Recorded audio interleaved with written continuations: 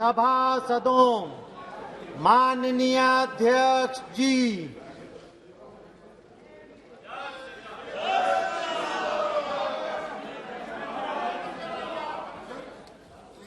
Question number 361 361 Sanjay Sujay Vikhe Patil. Question number 361 माननीय अध्यक्ष जी, उत्तर सभा पटल पर रख दिया गया। धन्यवाद अध्यक्ष महोदय, आपने मुझे प्रश्न पूछने की अनुमति दी। सर, ऑर्गेनिक फार्मिंग एक बड़ा अपकमिंग सेक्टर है और जब भी कोई किसान कन्वेंशनल केमिकल फार्मिंग से ऑर्गेनिक फार्मिंग की तरफ शिफ्ट होता है तो उसे काफी दिक्कतों का सामना करना पड़ता है, खास करके पेस्ट अटैक्स हो या लो प्रोडक्टिविटी हो। सर, मेरा माननीय मंत्री जी से ये प्रश्न है कि ये जो लो प्रोडक्टिविटी का मसला, इसे हल करने के लिए क्या सरकार किसी तरीके की सब्सिडी के प्रावधान करने की विचार कर रही है? माननीय अध्यक्ष जी, माननीय सदस्य ने बहुत ही अच्छा सवाल पूछा है कि ऑर्गेनिक खेती के बारे में, और मैं आपके माध्यम से बताना चाहूँगा कि प्रधानमंत्री जी की, माननीय नरेंद्र मोदी जी की जब से सरकार आई है तब से लगातार ये प्रयास किया जा रहा है कि ऑर्गेनिक खेती और प्राकृतिक खेती को बढ़ावा दिया जाए। और इस दृष्टि से हमारे दो कार्यक्रम, दो योजना प्रारंभ की है, जिसमें एक परंपरागत कृषि विकास योजना PKVY और दूसरी mission on organic value chain development north east region के लिए, ये दो महत्वपूर्ण योजनाएं प्रारंभ की है, जिसके अंदर किसान को हम ये सपोर्ट करते हैं कि उसके अंदर एक तो उसको किसान को 50,000 रुपये पर हेक्टर की सहायता दी जाती है और जिसमें 31,000 रुपये डायरेक्ट किसान के खाते में दिए जाते हैं और साथ ही 19,000 रुपये उसको ट्रेनिंग और अन्य कंपाउंड के लिए दिए जाते हैं, ताकि किसान को किसी प्रकार की उसके जो होने वाले नुकसान या जिससे कि उनको उसकी भरपाई हो सके। और निश्चित रूप से इसको लेकर, जैसा कि मुझे बताते हुए इस बात की खुशी है कि लगातार इसके अंदर इसमें भी दी जाती है और साथ ही प्राकृतिक खेती के अंदर भी हम पर हेक्टर 12,200 रुपये देने का प्रावधान किया है। और उसी का परिणाम है कि लगातार ऑर्गेनिक खेती के अंदर, फसल के अंदर, यील्ड के अंदर और लगातार वृद्धि हो रही है। और पूरे आज देखा जाए तो लगभग 38.19 लाख हेक्टर है जो हेक्टर इस ऑर्गेनिक खेती के लिए कवर किया गया है और लगातार वृद्धि हो रही है। इसके अंदर हमारे जो परंपरागत कृषि विकास योजना है, नमामि गंगे के अंदर भी क्षेत्र को बढ़ाया गया है, लार्ज एरिया सर्टिफिकेशन है और इस तरह से हमारे कई तरह के कार्यक्रम चल रहे हैं जिनमें किसानों को सपोर्ट किया जाता है ताकि किसान अपने इस ऑर्गेनिक खेती की ओर जाए और जिससे कि जो देश की आज सबसे बड़ी मांग है और एक्सपोर्ट के अंदर भी भारत की जो ऑर्गेनिक है उसका बड़ा अभी डिमांड भी बढ़ी है।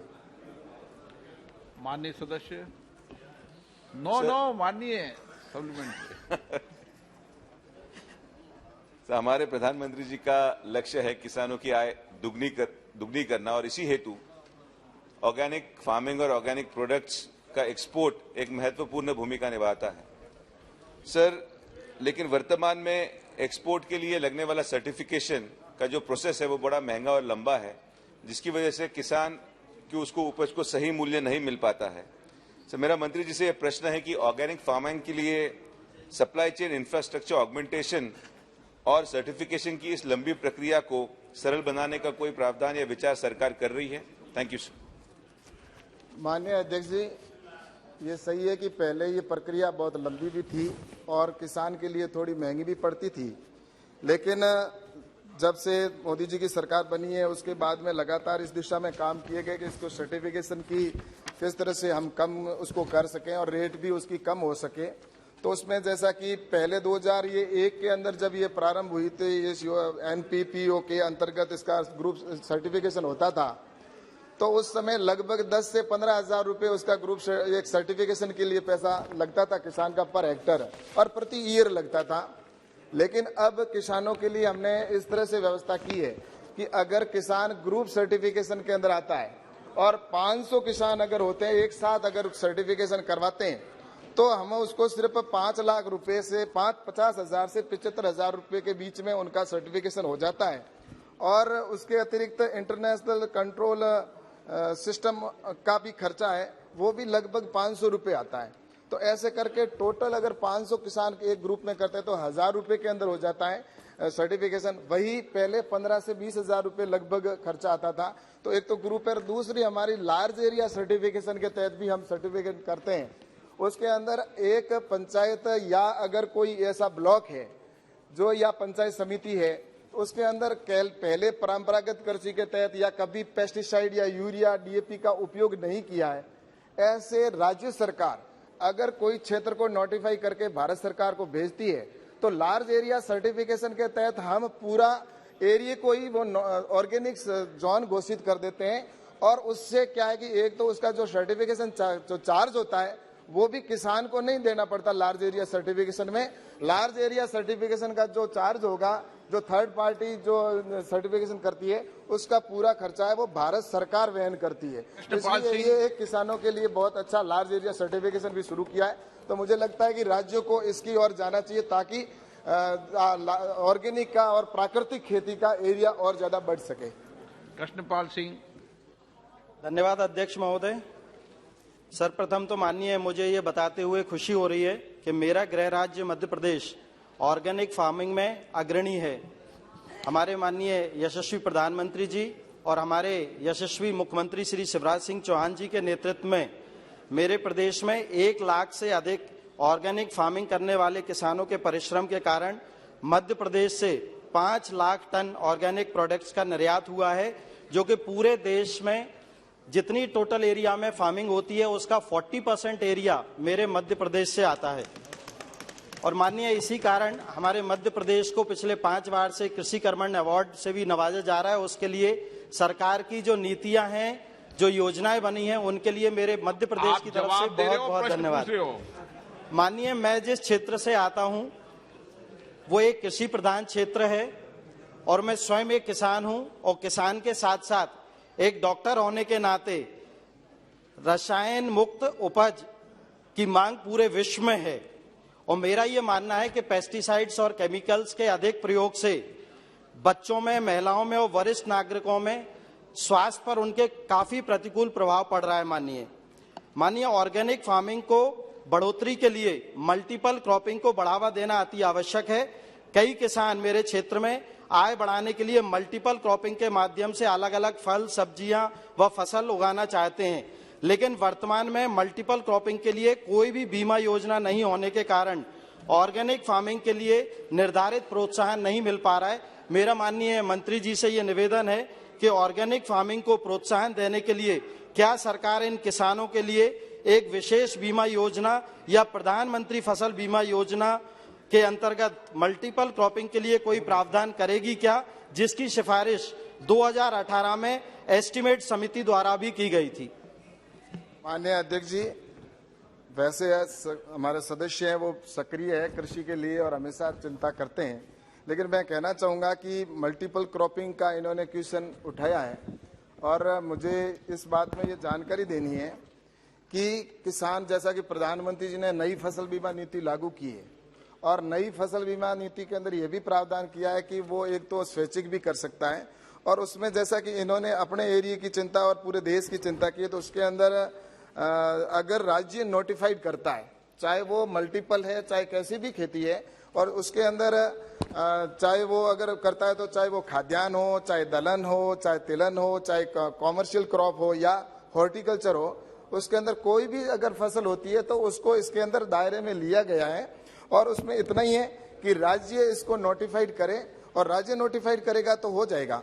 और दूसरा इसमें एक और स्कीम है जिसके अंदर ये है कि नॉन नोटिफाइड क्रॉप है, अगर नॉन नोटिफाइड क्रॉप है तो उसके अंदर भी एक योजना है जिसमें restructure weather base insurance scheme के अंदर भी इसको कवर किया जाता है।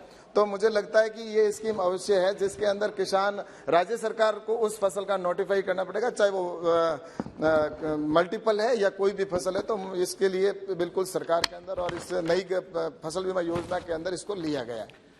मैं किसी भी सदस्य को अगर सप्लीमेंट्री में या मूल क्वेश्चन में संक्षिप्त नहीं पूछेगा तो मैं नहीं कहूंगा। माननीय मंत्री जी, आप भी संक्षिप्त में जवाब दें। प्रताप सिन्हा जी, आप जो प्रश्न पूछे, आप प्रश्न पूछे उसका जवाब दे दें। Thank you speaker sir. Sir, our beloved Prime Minister Narendra Modi ji is giving a lot of importance for organic farming. Sir, ICAR has developed various types of organic fertilizers. After doing the field research, field trial, it is found out to be very effective, sir. But sadly, in between, the prices of sulfate of potassium and various other fertilizers have been doubled, sir. So, but in between, the GST, they are putting 12% GST on organic fertilizer, sir. I request the Honorable Minister through you to reduce the GST on organic fertilizer, sir. माननीय अध्यक्ष जी, जैसा कि हम सब जानते हैं कि जैविक खेती को बढ़ावा देने के लिए भारत सरकार लगातार प्रयास किया है और आगे भी कर रही है और जैविक खेती से किसान की इनकम भी कम होती है। और रही बात जीएसटी, तो जीएसटी का विषय वो कृषि विभाग से संबंधित विषय नहीं है, तो इसके लिए मैं सोचता हूं कि उस विभाग से अगर बात करेंगे तो फिर भी मुझे यह कि किसानों के लिए प्रधानमंत्री जी मोदी जी की सरकार है वो संवेदनशील है। Shri Srinivas Patil. Sincerely thank you for giving me the opportunity. I was governor of Sikkim from 2013 to 2018, and during my tenure, Sikkim was declared first 100% organic state in India by the Prime Minister Shri Narendra Modi ji. First, the ordinance was issued by me as a governor of Sikkim, followed by the bill introduced in the Legislative Assembly, and further it was debated and was passed an act. The act prohibited use of dangerous chemical fertilizers and poisonous pesticides by farmers. My supplementary is whether the Honorable Minister of Agriculture, Government of India, has any plan to follow the case study of Sikkim and take any legislative measures or financial assistance schemes or both to promote organic farming in other states in the country. Thank you, sir. माननीय अध्यक्ष जी, जैसा मैंने पहले भी कहा कि large area certification के तहत सिक्किम के अंदर भी लार्ज एरिया सर्टिफिकेशन के तहत पूरा प्रदेश है उसको इसके अंदर कवर किया गया है। वैसे अगर कोई भी राज्य अगर ये कहता है कि मैं पूरे राज्य को ऑर्गेनिक जोन घोषित करना चाहता हूं या किसी एक पर्टिकुलर ब्लॉक को भी अगर करना चाहे तो वो उसके अंदर कर सकता है, लेकिन उसके लिए राज्य सरकार है वो भारत सरकार को रिकमेंडेशन करेगी। और दूसरा, मैंने पहले भी जिक्र कर दिया पूरा उसका कि कौन सी सहायता या सरकार की तरफ से सहयोग किया जाता है।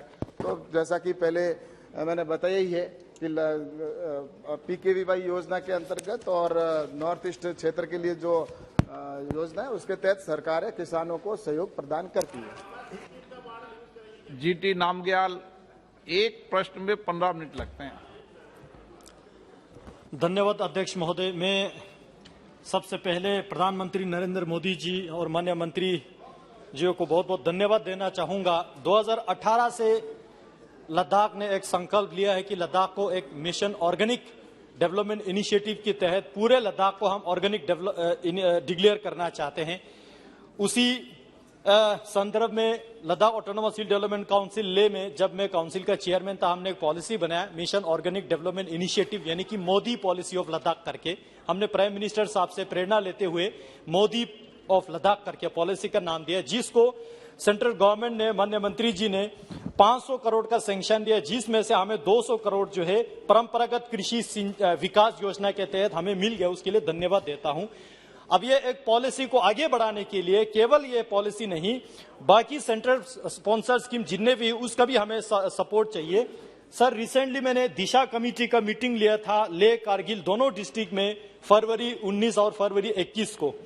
मेरे जानकारी में ये आया राष्ट्रीय कृषि विकास योजना में अभी तक ग्राउंड पे इंप्लीमेंट एक भी नहीं हो रहा है।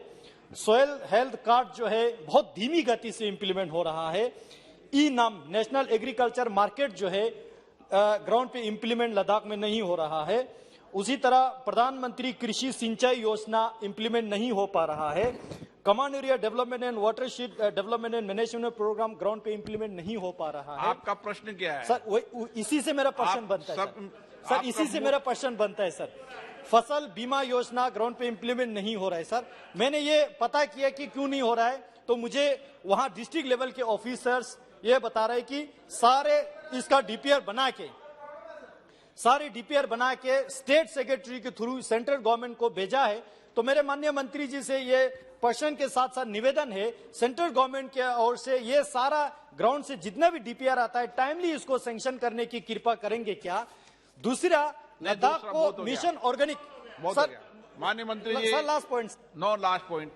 माननीय अध्यक्ष जी, जैसा इन्होंने सोयल हेल्थ कार्ड की स्कीम का कहा है और कृषि सिंचाई योजना के तहत कहा गया है और RKVY योजना के तहत राज्य सरकार से जो प्रोजेक्ट आते हैं उन प्रोजेक्टों के अंदर कई बार राज्य से हो सकता है कि उसके अंदर कुछ डॉक्यूमेंट्स की कमी की वजह से हो सकता है, लेकिन उसके बावजूद भी हम ये प्रयास करते हैं और लगातार सरकार ये प्रयास करती है कि तुरंत वो प्रोजेक्ट हमारे पास में आए और उनको हम स्वीकृत करें। और मुझे ये बताते हुए प्रसन्नता है कि लद्दाख के अंदर भी 5000 हेक्टेयर जो एरिया है वो इस ऑर्गेनिक के अंदर लिया है और लार्ज एरिया सर्टिफिकेशन के तहत ही किया है।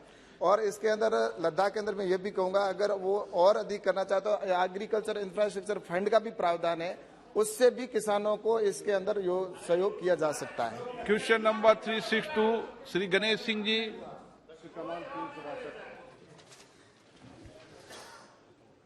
उत्तर सभापटल पर रख दी गई। माननीय अध्यक्ष महोदय, माननीय मंत्री जी ने अपने जवाब में कहा कि खेल राज्य का विषय है, किंतु खेलो इंडिया खेलों के तहत 247 अकादमियों की मान्यता दी गई है। मेरे मध्य प्रदेश में 15 मिली हैं, लेकिन जिस क्षेत्र से मैं आता हूं पूरा इलाका पूरा खाली है, वहां कहीं नहीं है। 9 भोपाल में मिली हैं, 2 ग्वालियर, 2 जबलपुर और 1 इंदौर में। मैं इसके अलावा खेल मंत्रालय ने खेल विज्ञान, खेल प्रौद्योगिकी, खेल कोचिंग को बढ़ावा देने के लिए मणिपुर में एक विश्वविद्यालय की स्थापना भी की है। इसके लिए मैं माननीय प्रधानमंत्री जी का, मंत्री जी को बहुत बहुत धन्यवाद दूंगा। मैं अपने लोकसभा क्षेत्र सतना में सांसद खेल ट्रॉफी पिछले 2013 से लगातार करा रहा हूं। गांव में जो खिलाड़ी मौजूद है उनकी प्रतिभाओं को कैसे आगे लाया जाए उस दिशा में मैं काम कर रहा हूं। इस वर्ष तो 7500 खिलाड़ियों ने अपने खेल का प्रदर्शन किया है। मैं माननीय मंत्री जी से लगातार 2013 से मांग कर रहा हूं कि वहां पर कोई एक प्रशिक्षण केंद्र दिया जाए। उसके इंफ्रास्ट्रक्चर के लिए मैंने प्रधानमंत्री जी के नाम से कभी स्टेडियम भी बनाया। 2 मेरे पुराने स्टेडियम को मैंने रेनोवेट किया है।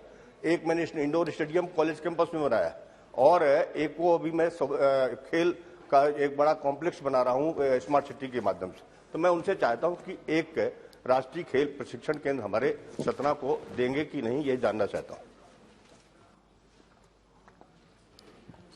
माननीय अध्यक्ष महोदय, मैं आपके माध्यम से माननीय सदस्य जी को और पूरा सदन को ये बोलना चाहूंगा कि आदरणीय प्रधानमंत्री जी का जो लक्ष्य है, जो मिशन है कि कैसे इंडिया को एक्सपोर्टिंग कंट्री बनाया जाए और इसके लिए निरंतर प्रयास भी चल रहा है। लगभग 1000 जो खेलो इंडिया सेंटर है ये पूरा देश में करने का निर्णय ये सरकार लिया है और 2024 से पहले सारे जो खेलो इंडिया सेंटर है ये भी ये लक्ष्य मात्रा पूरा करने का भी हम लोगों को इरादा है। और माननीय वरिष्ठ संसद जी ने जो कार्य अभी तक किया और खेल का प्रति उनका जो भावना है उसको मैं सम्मान करता हूं। और उनका जो प्रस्ताव है, उन्होंने जो बोला है कि क्या इंफ्रास्ट्रक्चर डेवलपमेंट हो सकता है या नहीं, तो मैं यही कहूंगा कि अगर राज्य के माध्यम से उनका कोई प्रस्ताव आए, मेरा कार्यकाल में अभी तक मुझे प्राप्त नहीं हुआ है, अगर होता है तो मैं उनको एश्योर करता हूं कि खेलो इंडिया सेंटर अभी तक 478 जो खेलो इंडिया सेंटर है वो बन चुका है। और माननीय सदस्य जी भी अगर चाहते हैं कि उनका क्षेत्र में खेलो इंडिया सेंटर बने, या यहाँ पर उपस्थित सारे सदस्यों, पक्ष विपक्ष सभी लोगों को मैं बोलना चाहूंगा कि आप लोगों का क्षेत्र में भी अगर आप लोग चाहते हैं कि कोई खेलो इंडिया सेंटर बने, आप लोग ये प्रस्तावना राज्य के माध्यम से कीजिए। हम भारत सरकार जो है खेल क्षेत्र के विकास के लिए हर एक राज्य के साथ है, जिले के साथ है, कॉन्स्टिट्यूएंसी के साथ है और संसद मान्यवर के साथ है। तो मैं ये एश्योर करना चाहूंगा कि अगर उनका कोई प्रस्ताव राज्य के माध्यम से आता है तो उनका क्षेत्र में जरूर हम लोग खेलो इंडिया सेंटर करेंगे। धन्यवाद मंत्री जी। मंत्री जी, मैं बताना चाहता हूं कि हमारा भारत देश गांव का देश है। गांव में हर एक तरह के खेलों के खिलाड़ी मौजूद हैं, लेकिन खोज हम कर रहे हैं शहरों में। गांव के खिलाड़ियों को हम आगे बढ़ाने के लिए मैं एक ओलंपिक के जितने खेल हैं, सारे खेलों के खिलाड़ी आपको गांव में एक जगह अच्छे खिलाड़ी मिल जाएंगे। मैं माननीय मंत्री जी से जानना चाहता हूं कि क्या हमारे भारत देश में इंफ्रास्ट्रक्चर विश्व स्तरीय है कि नहीं है? क्या हम कोई अंतर्राष्ट्रीय खेल प्रतियोगिता की मेजबानी कर सकते हैं? यदि हाँ तो मुझे विस्तार से बताने की कृपा करें। मैं उनसे अपने संसदीय क्षेत्र 17 में कोई विश्व स्तरीय खेल इंफ्रास्ट्रक्चर की सौगात मांग रहा हूं। शायद वो इस पर अभी उन्होंने उत्तर में कहा भी है, लेकिन मैं उनसे कहता हूं इसको स्पष्ट करें। माननीय अध्यक्ष महोदय, मैं ये बताना चाहूंगा पूरा सदन को, माननीय सांसद जी ने बहुत ही अच्छा प्रश्न किया है कि हम लोग अगर देखें कि 2020 टोक्यो ओलंपिक, तो उसमें अभी तक का सबसे ज्यादा सफलता भारत को मिला है और सबसे ज्यादा पदक प्राप्त हुआ है 2020 टोक्यो ओलंपिक से। और उसमें प्रतिभाग लेने वाले जो खिलाड़ी है महोदय, हम लोग अगर थोड़ा अगर देखें तो ज्यादातर जो खिलाड़ी है वो ग्रामीण क्षेत्र से ही आते हैं। चाहे नीरज चोपड़ा जी हो, चाहे मीराबाई चानू जी हो, चाहे लावलीना हो, सभी ग्रामीण क्षेत्र से ही आता है। और ये जो सारे खेलो इंडिया के तहत ये जो खेलो इंडिया सेंटर करने का हम जो सरकार ने निर्णय लिया है, ये सारे जो है छोटा छोटा शहर या जिले शहर जो है वहां पर ही किया जाते हैं। और जो छोटा शहर और जो ग्रामीण क्षेत्र है वहां से ही ज्यादातर खिलाड़ी जो है इन सारे खेलो इंडिया सेंटर में आते हैं। और इससे अलावा भी 247 जो एकेडमी है जिनको खेलो इंडिया के तहत मान्यता दी गई है, और इसमें भी ग्रामीण क्षेत्र से आए खिलाड़ियों को यहाँ पर ट्रेनिंग दिया जाते हैं, कोचिंग दिया जाते हैं। महोदय, प्रश्न जरा बड़ा था तो उत्तर भी थोड़ा मैं देना चाहूंगा। आप ये भी दे सकते हैं कि हाँ ना, ये भी दे सकते थे। बिल्कुल महोदय, मैं थोड़ा भारत आज विश्व में विश्व गुरु बन रहा है खेल क्षेत्र में भी, मैं इसका छोटा एक उदाहरण देना चाहूंगा। आपके इस विषय को लेकर मैंने ऑलरेडी घोषणा कर रही कि ध्यान आकर्षण आ रहा है, इसलिए आप संक्षिप्त में जवाब दे दें मंत्री। मैं एक अभी हुआ घटना का उदाहरण देना चाहूंगा, क्योंकि माननीय सांसद जी ने बोला कि इंफ्रास्ट्रक्चर वैसा है क्या, विश्व स्तरीय है क्या नहीं। मैं ये दावे के साथ ये सदन पर खड़ा होकर बोलना चाहूंगा, कई भी अंतर्राष्ट्रीय खेल कराने का जो प्रस्तुति है वो तो हमारे देश का है ही। अगर ओलंपिक जैसा खेल का मेजबानी करने का नौबत आए तो उसको भी करने के लिए पूरा इंफ्रास्ट्रक्चर हमारा देश को है। और महोदय, एक छोटा घटना कहना चाहूंगा। अभी जो ओलंपियाड एक गेम्स होता है जो पूरा विश्व का सारा देश जो होता है उसमें ये चेस का कंपटीशन होता है, उसमें पार्टिसिपेट करता है। और ओलंपियाड 2022 ये रशिया में होने वाला था, लेकिन विपरीत परिस्थिति के कारण जो वेन्यू है ये परिवर्तन करने का निर्णय लिया। और बहुत सारा विश्व का बड़ा देश जो है, चाइना सहित और भी बहुत बड़ा देश है जो इसका मेजबानी करने के लिए आग्रह प्रकाश किया था। लेकिन जो ओलंपियाड का जो ये जो कमेटी है, इन्होंने भारत को ही महफूज समझा और हमारा देश में इसको करने का निर्णय लिया। और महोदय, मैं कहना चाहूंगा कि आदरणीय प्रधानमंत्री जी का ये दूरदृष्टि है और आदरणीय प्रधानमंत्री जी का जो नीति है, और धीरे धीरे विश्व गुरु बन रहा है महोदय, क्योंकि आगे जाके धीरे धीरे भारत जो है, हमारा देश जो है, विश्व का खेल क्षेत्र के लिए कोई भी बड़ा जो कार्यक्रम है वो करने के लिए एक सभी देश का पहला पसंद बनने जा रहा है महोदय।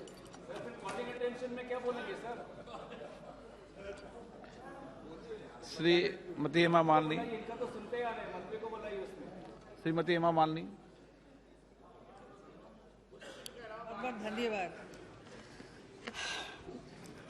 Our government, under the leadership of our Prime Minister Modi ji, has taken pride in our sporting capacity, and his encouragement and support has seen India win medals in the Olympic and Commonwealth Games. It is our duty to see that this winning streak is duly maintained. My humble suggestion is to start implementing a program, One State, One Sport, wherein each state identifies its major sport strength, like wrestling in Haryana, kabaddi in Maharashtra, and football in Bengal, and concentrate on developing it on a priority basis, along with other sports which can also be encouraged. My question to the Honorable Minister is whether the government is working on One State, One Sport campaign, or is it planning to do it in the near future?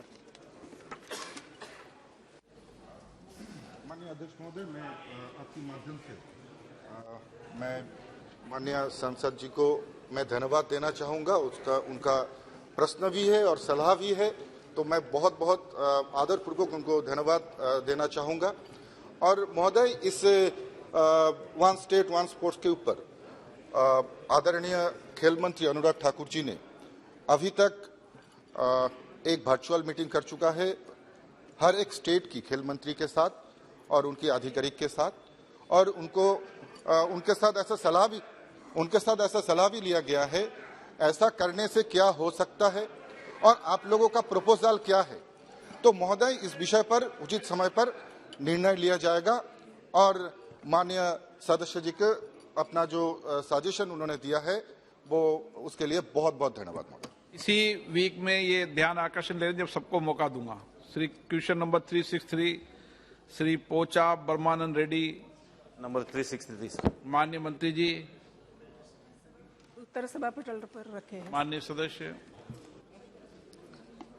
Although rupees 3,712 crores was allotted for RKVY under budgetary 21-22, only 2,000 has been utilized for the revised estimation for 21-22.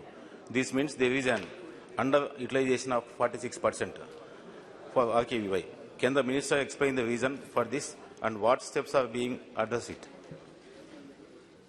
माननीय अध्यक्ष जी, राष्ट्रीय कृषि विकास योजना एक परियोजना आधारित योजना है, ए प्रोजेक्ट बेस्ड स्कीम। जिला राज्य आवश्यकता के आधार पर योजना बनाने का स्वतंत्रता राज्य और यूटी को है sir. The member is asking for unspent money.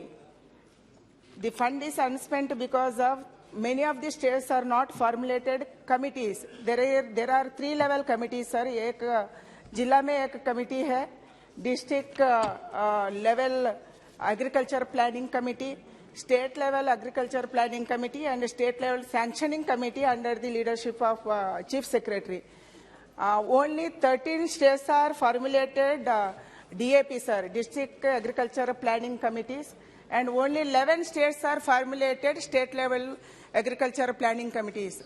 And the second reason is sir, many of the states which have taken money, they are not send utilization certificates to the center. That is also one of the reason. And third reason is due to the requirement of Department of Expenditure for compliance with the public financial management system and mapping of single nodal account by the state governments. Released the first installment to the state governments has been delayed in the year of 2021 sir. These are the 3 reasons because of this unspent money sir. So, Agri Entrepreneurship Development Program component of RKVY has been implemented to fuel innovation in artificial intelligence, Internet of Things, information and communication technology, and blockchain technology for the agriculture sector. Can the government provide details of the training program conducted under the Agri Entrepreneurship Development Program of the RKVY and the number of agri startup funds in 2021? Sir, in RKVY, in order to promote innovation and entrepreneurship by providing financial support and nurturing the incubation ecosystem, sir, a new component, Innovation Agriculture Entrepreneurship Development Program, has been launched under the revamp scheme of RKVY and Raftar in 2018 and 19 with the 10% of annual outlay, including 2% of outlay administrative process, sir. In that, we have 5 knowledge partners, sir. 5 institutions are knowledge partners and 24 agri incubators are there. And 799 startups are started in this scheme, sir. 799 newly innovative startups are started. And also, we are giving 2 months training for the farmers and incubators and also startups with the stipend of 10,000 rupees in this scheme, sir. Shri N. Random Pum. Has the government formulated any monitoring mechanism to ensure the targets under the scheme are being met and funds are being utilized?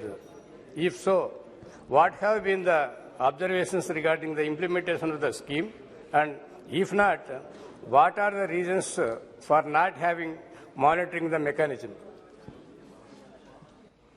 Adhyaksha, the actual achievement are entered online by the states in RKY website, sir.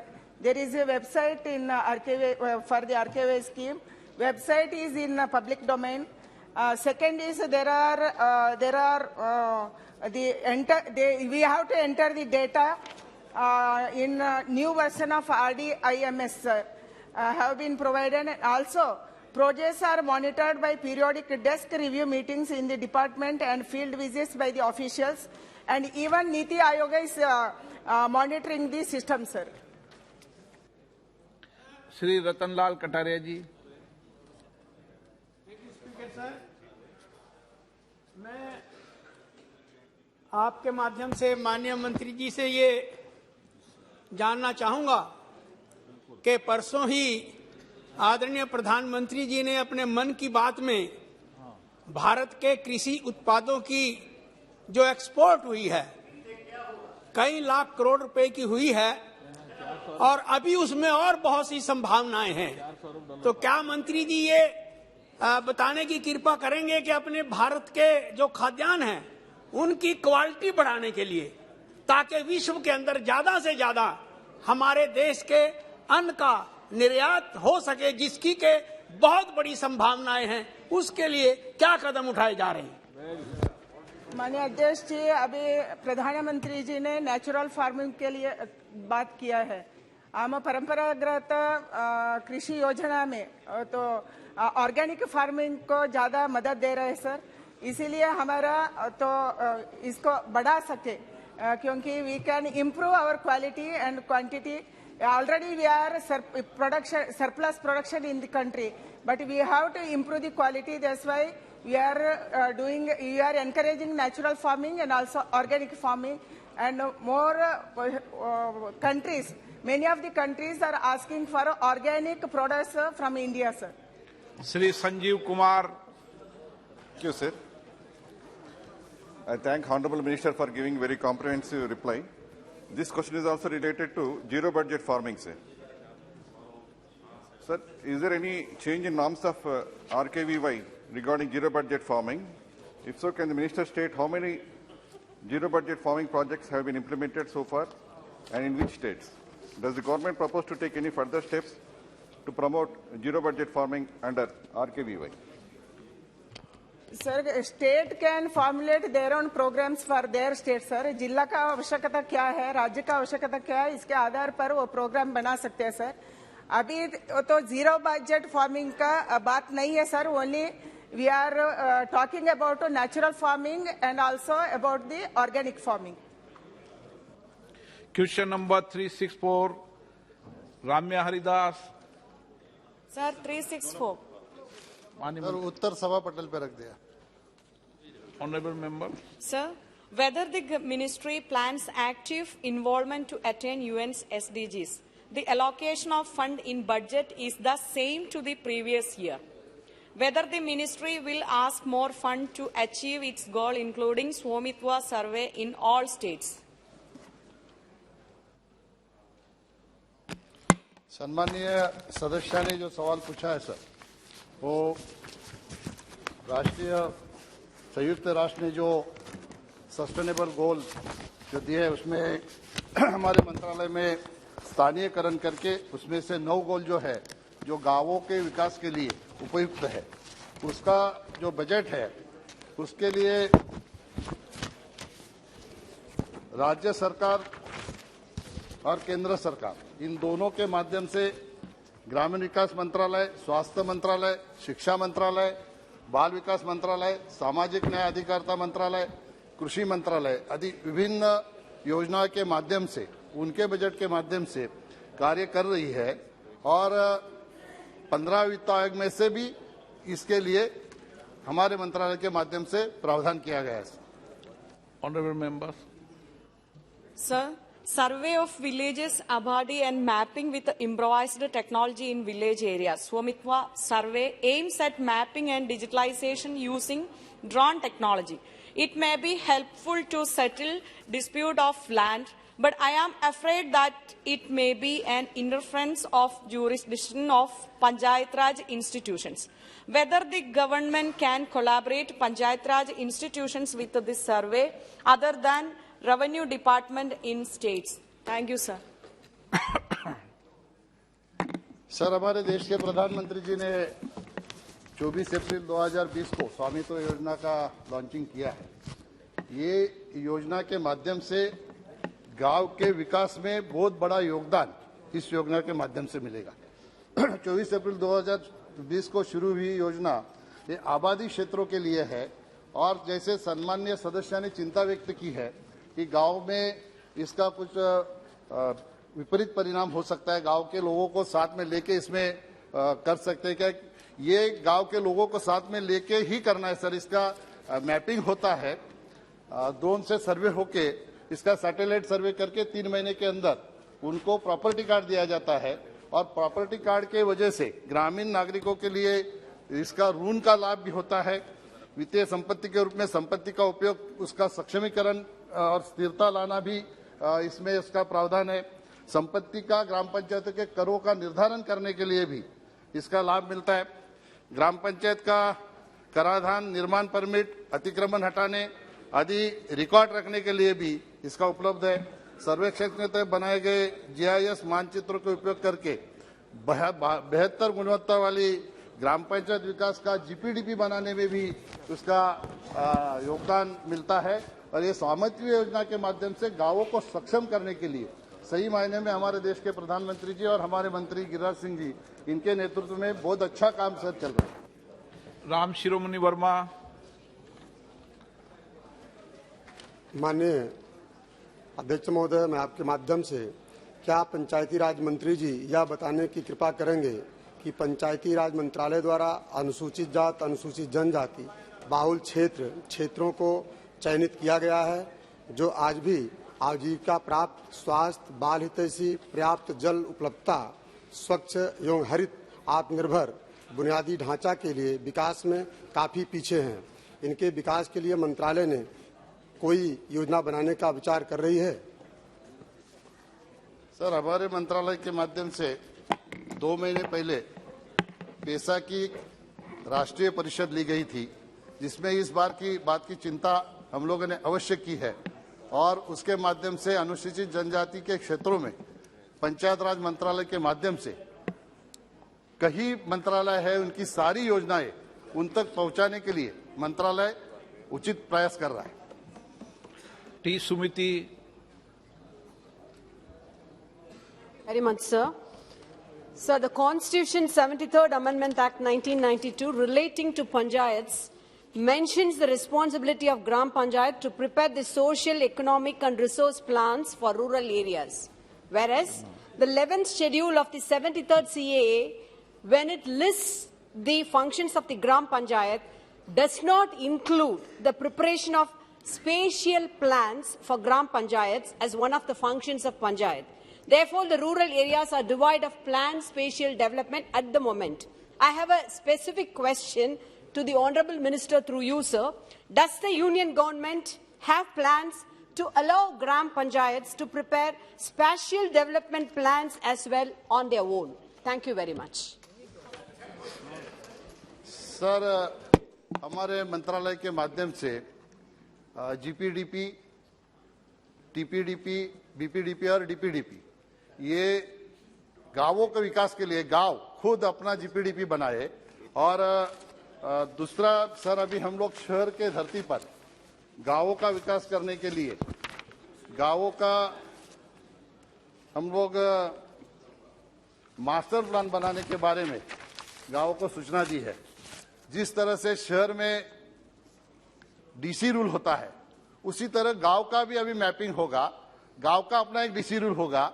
गांव का विकास शहर के धरती पर किस तरह से हो, किस तरह से गांव अपना खुद विकास करे, इसलिए GPDP के माध्यम से और मास्टर प्लान के माध्यम से गांव को सक्षम करने के लिए जो योजना है GPDP के माध्यम से किस प्रायोरिटी में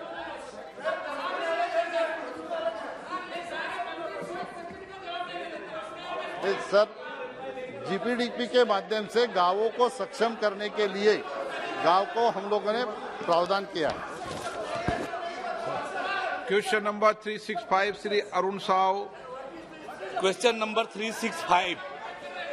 अध्यक्ष जी, माननीय अध्यक्ष जी, उत्तर सभा पटल पर रख दिया गया। जो उत्तर माननीय मंत्री जी ने दिया है वो इस बात को साबित करता है कि माननीय नरेंद्र मोदी जी के नेतृत्व में भारत सरकार जैविक खेती को बढ़ावा देने के लिए प्रतिबद्ध है। जिस प्रकार से मैं छत्तीसगढ़ से आता हूं, छत्तीसगढ़ धान का कटोरा कहा जाता है। अलग अलग क्षेत्र और अलग अलग राज्यों की प्रमुख फसलें अलग अलग होती है।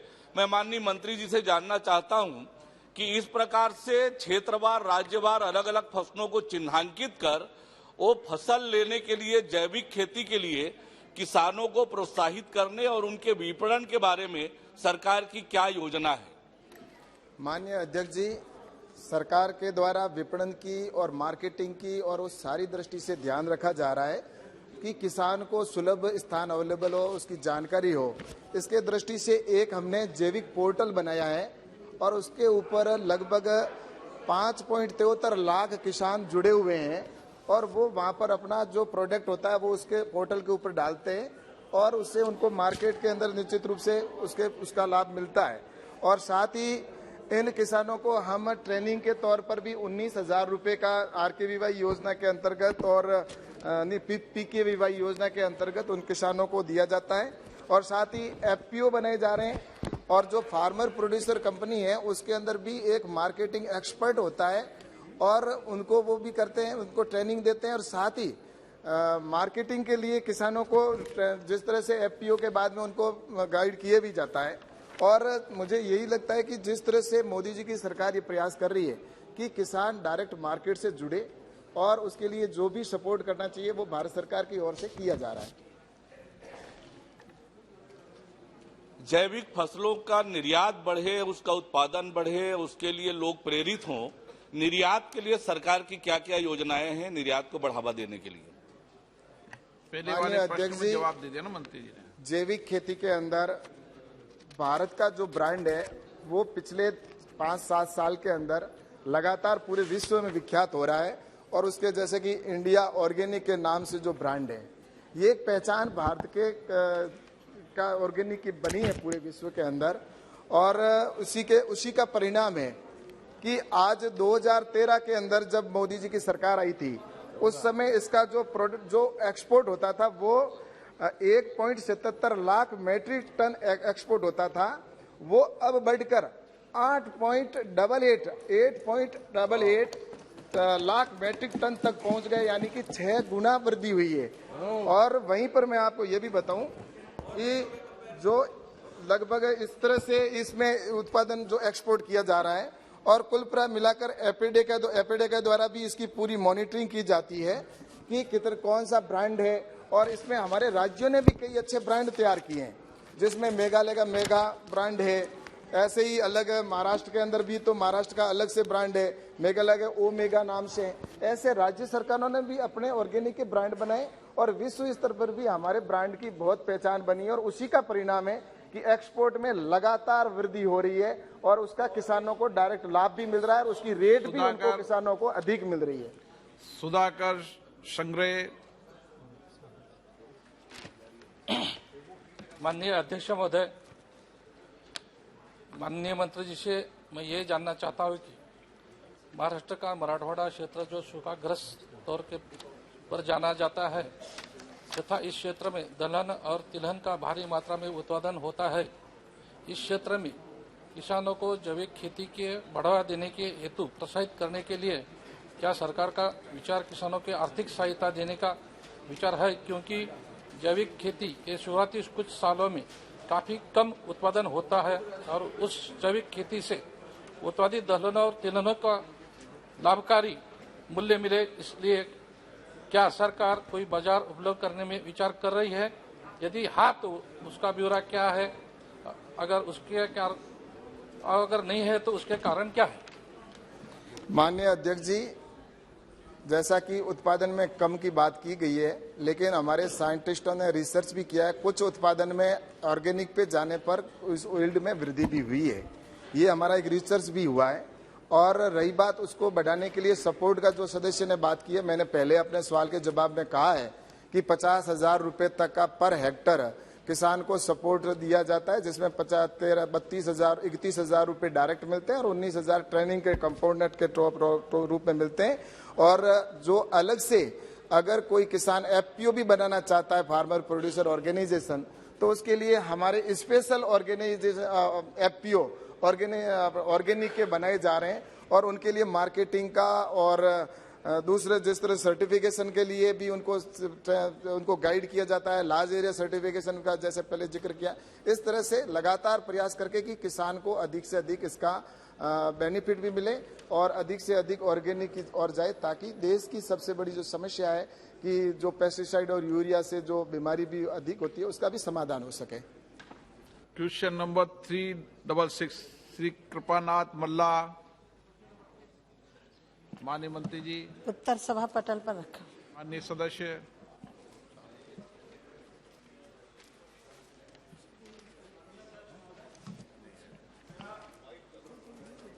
मेरा प्रश्न था प्रधानमंत्री ग्रामीण सड़क योजना पर, तो हमारे क्षेत्र में कितना हुआ है उसका आंसर तो मिला है और ये बहुत अच्छा स्कीम है कि सभी गांव को मेन रोड से जोड़ने का जो काम चल रहा है, बहुत बढ़िया काम हो रहा है।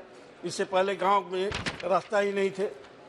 तो माननीय मंत्री से मैं अनुरोध करूंगा कि जो जितने भी रास्ता हुए हैं, इसके उपरांत बहुत सारे मेरे क्षेत्र में रास्ते रह गए हैं, जो कि इसके तहत इसको शामिल करने से अच्छा होगा। उसमें से मुख्य कुछ रास्ते हैं, मैं नाम एक दो बोल रहा हूँ।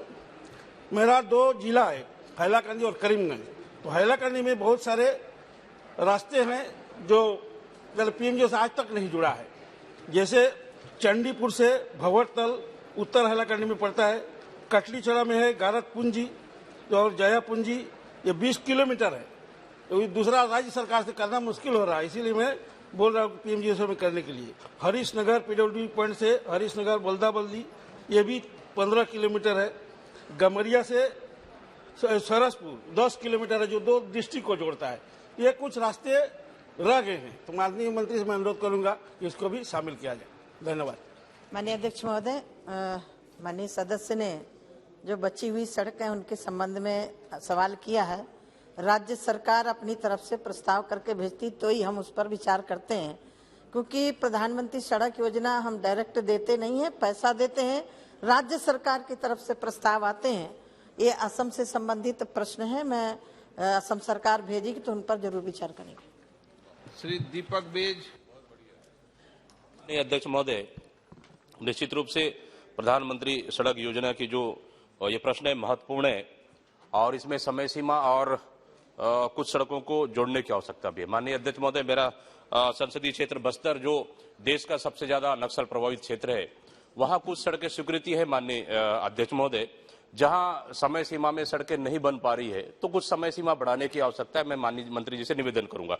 दूसरा, माननीय अध्यक्ष महोदय, वर्तमान में फेज 3 का काम चल रहा है और मेरा क्षेत्र नक्सल प्रभावित होने की वजह से और गांव आदिवासी क्षेत्र होने की वजह से दूर दूर गांव है, जहां आज अभी भी पूरे गांव को सड़कों से नहीं जोड़ पाया है। क्या माननीय मंत्री जी बताएंगे उक्त सड़कों को गांव को जोड़ने के लिए क्या कार्य योजना है और कब तक उक्त गांव को जोड़ेंगे? माननीय अध्यक्ष महोदय, सांसद जी ने जो सवाल खड़ा किए हैं उस पर सरकार उसमें 3 कैटेगरी, मैदानी क्षेत्र 500 और पहाड़ी क्षेत्र में 250, जो नक्सली प्रभावित क्षेत्र हैं उसमें गृह विभाग की भी संस्तुति लगती है। वो स्वीकृत होकर के आती तो हम उनको प्रस्ताव में शामिल करके देते हैं। श्री दिलीप सेकिया। अध्यक्ष जी, मंत्री जी ने विस्तृत रूप से मेरा कॉन्स्टिट्यूएंसी मंगलदय में क्या क्या काम चल रहा है पीएमजीएसवाई योजना में विस्तृत रूप से दिया है। मैं डायरेक्ट एक सवाल और परामर्श देना चाहता हूँ। हमारे देश में जो एस्पिरेशनल डिस्ट्रिक्ट है या आकांक्षित जिला है, वो मेरे संसदीय समष्टि में 2 है, दरंग और उदालगुरी। क्या ये आकांक्षित एस्पिरेशनल डिस्ट्रिक्ट के लिए पीएमजीएसवाई रास्ता अधिक स्वीकृत देने के लिए भारत सरकार ने कुछ सोचा है, कुछ योजना है, एडिशनल कुछ रास्ता देंगे? दूसरा, मेरा इसमें ही एक सवाल है, मेरा सवाल नहीं परामर्श में पहले था, जो सांसद है वो सिलेक्शन ऑफ रोड्स में थोड़ा सा उनका एक प्रायोरिटी मिलता था अभी हम लोग को कोई प्रायोरिटी नहीं है। हमको मालूम होता है कौन सा रास्ता बनना चाहिए, कौन सा रास्ता नहीं बनना चाहिए। अभी एक टेक्नोलॉजी के माध्यम से वो रास्ता का निर्णय होता है। तो इसलिए मैं ये भी अनुरोध करना चाहता हूँ मंत्री जी से, जो सांसद लोगों को भी इस रास्ता सिलेक्शन में कुछ अधिकार उनको भी प्रदान किया जाए। माननीय अध्यक्ष महोदय, माननीय सांसद जी ने जो सवाल खड़ा किए हैं कि इस पर्सनल डिस्ट्रिक्ट सड़कों के मामले में, चाहे पर्सनल डिस्ट्रिक्ट हो चाहे आम डिस्ट्रिक्ट हो, उसके लिए राज्य सरकार प्रस्ताव करके भेजती है, हम उसको स्वीकृति देते हैं। जो सड़कों के बनने का मानक है उसमें जो 3 फेज में अभी चल रही हैं, उसमें या तो उच्चतर माध्यमिक विद्यालय हो, अस्पताल हो, मार्केटिंग हो, उसको जोड़ करके यदि सरकार भेजती है तो हम उसको स्वीकृति देते हैं और बनाने का प्रावधान भी करते हैं। श्री गौरव गोगोई जी। धन्यवाद अध्यक्ष महोदय। ये सवाल प्रधानमंत्री की जो ग्लासगो में जो घोषणा थी कि वो 2030 वर्ष तक 1 बिलियन टन कार्बन घटाना चाहते हैं, उससे भी जुड़ा हुआ है। क्योंकि जब हम रोड बनाते हैं और पीएमजीएसवाई लगभग 50,000 किलोमीटर रोड प्रति वर्ष बनाती है, तो जब हम एक पुरानी टेक्नोलॉजी के साथ जब रोड बनाते हैं तो बहुत सा हमारा फ्यूल तेल खर्च होता है और बहुत से कार्बन एमिशन भी होता है। तो क्या मंत्रालय किसी प्रकार की नई टेक्नोलॉजी पे सोच रही है जिससे कि फ्यूल भी बचे, जिससे कि आपका कार्बन एमिशन भी बचे? और आने वाले समय में जो प्रधानमंत्री मोदी जी का जो घोषणा है कि 1 बिलियन टन कार्बन एमिशन, तो क्या पीएमजीएसवाई रोड कंस्ट्रक्शन और इंफ्रास्ट्रक्चर बिल्डिंग में ये मापदंड कैसे लाएगी अपने न्यू रोड बिल्डिंग टेक्नोलॉजी के द्वारा? माननीय अध्यक्ष महोदय, माननीय सदस्य का सवाल माननीय प्रधानमंत्री जी ने जो बात कही उस पर है, और प्रधानमंत्री सड़क योजना में भी हम इसको ला रहे हैं जिससे पर्यावरण भी प्रदूषित ना हो, वातावरण प्रदूषित ना हो। उसके लिए भी हम लोग कोशिश कर रहे हैं कि इसमें समायोजन करें। श्री रमेश मांझी। धन्यवाद स्पीकर महोदय, आपने मुझे बोलने का मौका दिया। स्पीकर महोदय, 2007 तक 1000 पॉपुलेशन वाले गांव को कनेक्ट करना था। अभी 2022 हो गया है। मेरा संसदीय क्षेत्र नवरंगपुर जिले और मालकानगिरी कोरापुट जिले में बहुत सारे गांव हैं, नक्सली और ट्रैवल जिले हैं। इस जिले को कब तक प्रधानमंत्री ग्राम सड़क योजना में कनेक्ट किया जाए? अध्यक्ष महोदय, फिर मेरा वही उत्तर होगा कि जिले से और प्रदेश से। माननीय सदस्य ने जो नक्सली प्रभावित क्षेत्र के लिए बात की है उसको सरकार ध्यान में रखते हुए 150, 250, 200 आबादी जो नीचे करके दिए है, नक्सली प्रभावित क्षेत्रों में गृह मंत्रालय की संस्तुति लगती है, उसके आधार पर हम लोग को स्वीकृत करते हैं। Question number 367 Shri Sanjay Yadav. प्रश्न संख्या 367। महोदय, उत्तर सभापति पटक दिया गया। अध्यक्ष महोदय, मैं आपके माध्यम से मंत्री जी से जानना चाहता हूं कि खाद्य प्रसंस्करण उद्योग और अंतर्गत खाद्य प्रसंस्करण क्षेत्र को सम्मिलित करने के मापदंड और आधार क्या है, भविष्य में इसके विस्तार की क्या योजना है। उसके तहत सेकंड क्वेश्चन पूछूंगा कि ओडीओपी जिलों में पीएमएफआई योजना की समितियां गठित की गई है, इसके सदस्य कौन है, यह किसकी निगरानी में कार्य करेगी, क्या इसमें जनप्रतिनिधियों को शामिल किया गया है और उत्पाद को बढ़ाने के लिए लोगों को किस तरह की प्रोत्साहित किया जा रहा है? महाराष्ट्र में 36 जिला है और पूरे देश में 710 जिला है।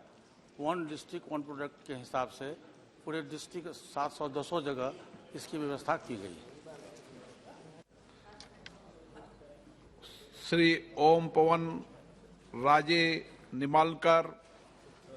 अध्यक्ष महोदय, माननीय मंत्री जी से मैं जानना चाहता हूं कि उस्मानाबाद डिस्ट्रिक्ट जो है, जो मेरा कॉन्स्टिट्यूंसी भी आता है महाराष्ट्र में, वो एक आकांक्षित जिला है और उसमें 1 डिस्ट्रिक्ट 1 प्रोडक्ट के अंतर्गत दलहन आधारित उत्पाद चना, मूंग, अरहर, दाल, आटा आदि इसके लिए अलॉट किया है, जबकि वहां पे गन्ने की खेती ज्यादा होती है, सोयाबीन का उत्पादन ज्यादा होता है। तो ये दलहन आधारित उत्पाद ये वन डिस्ट्रिक्ट वन प्रोजेक्ट में क्यों अलॉट किया गया है और ये कैसा अलॉटमेंट होता है? और दूसरा क्वेश्चन ये है कि ये बदल के गन्ना और सोयाबीन के बारे में जो प्रोजेक्ट आते हैं उसके लिए अलॉट हो पाएगा क्या? और दूसरा स्मॉल क्वेश्चन है कि ये आकांक्षित जिला होने की वजह से वहां पे नौकरियां का बहुत अभाव है, तो ये वन डिस्ट्रिक्ट वन प्रोजेक्ट के अंतर्गत इम्प्लीमेंट करने के लिए सरकार ग्राउंड लेवल पे क्या कोशिश कर रही है, उसके बारे में क्या कदम उठा रही है? महोदय, महाराष्ट्र में इनके जिला में क्षेत्र में दो जिला है, एक उस्मानाबाद है और दूसरा वहाँ दलहन आधारित चना, मूंग, अरहर दाल, आटा आदि व्यवस्था है, और परभनी है जहाँ गन्ना होता है। तो आप वहाँ हम लोग जांच करा लेंगे, जांच कराने के बाद यदि संभव होगा तो आपके क्षेत्र में भी उसकी व्यवस्था कर दिया जाए। Question number 368 Kesineni Srinivas. माननीय मंत्री जी Shri PV Mithun Reddy. Thank you, sir. Sir, it's a very important question and you've given me a chance. I'm thankful for that. Sir, government is focusing on controlling production of drugs or whatever enforcement, but government should also focus on screening, sir. They should screen all the high schools and colleges, because a lot of parents don't know that their children are consuming drugs. Sir, I would like to know from the minister, is there any proposal to screen all the colleges and schools, and so that those people who are stuck in this drug addiction, so we will know who is actually there and we can counsel them and their future will be saved, sir. Thank you.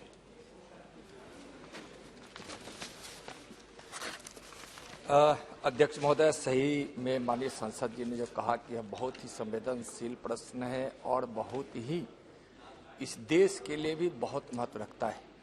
माननीय मोदी जी के नेतृत्व में एक राष्ट्रीय नीति बनी है जिसके तहत नशीले पदार्थों का, मादक पदार्थों को रोका भी जाए, उसकी तस्करी को भी रोका जाए। इन्होंने कहा कि बड़ी मात्रा में इसके लिए जो अभियान चलाए जा रहे हैं उसमें प्रशिक्षण देने से लेकर सभी राज्यों के लिए, क्योंकि आंध्र प्रदेश से है लेकिन पूरे देश का यह विषय है, तो खास करके विश्वविद्यालय परिसर में इसके मादक पदार्थों के सेवन के आंकड़े जो आए हैं वह उस क्षेत्र में ज़्यादा है।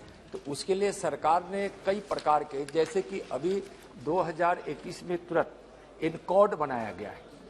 इनकॉर्ड के माध्यम से हम स्टेटों से कोऑर्डिनेशन भी करते हैं। पहले से एक समन्वय समिति बनी हुई है जो राज्यों के साथ कोऑर्डिनेशन करके मादक पदार्थों के रोकथाम के लिए वहां हम कार्य करते हैं, और उसको एनसीबी के द्वारा जो हमारा नारकोटिक्स